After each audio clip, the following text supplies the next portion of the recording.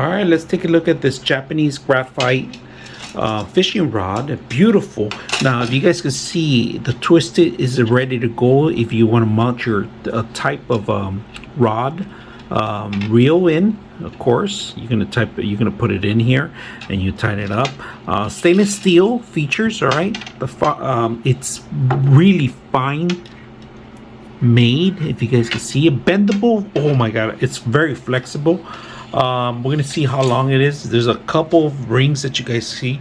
It goes all the way to the back. Unfortunately, I can't fit the whole thing in my camera, but it is an awesome device. Look at this.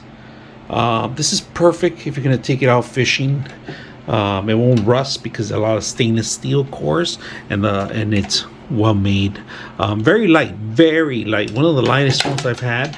I like the far end of it. It has a great handle here. We're going to take it out to use at a park, so let's go ahead and do that.